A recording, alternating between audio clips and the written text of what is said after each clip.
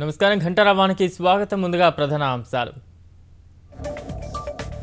చౌక మద్యంపై సర్కార్ వెనుకడుగు. 23 నుంచి అసెంబ్లీ వర్షాకాల సమావేశాలు.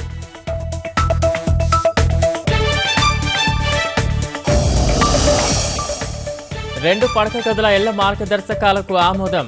కొత్త జిల్లాల ఏర్పాటుపై సీఎస్ నేతృత్వంలో కమిటీ.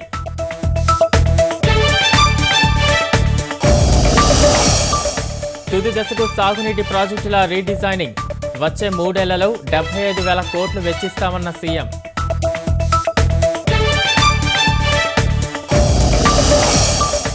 కార్మిక సంఘాల సార్వత్రిక సమ్మెకు మిశ్రమ స్పందన.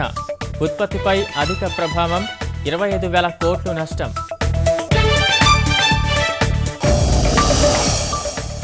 రాష్ట్రంలో మరో 3 రైతుల బలవన్మరణం.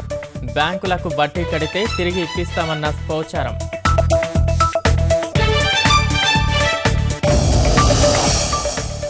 పండ్లలో కార్బైడ్ నిజమేనని తెలుగు రాష్ట్రాల అంగీకారం.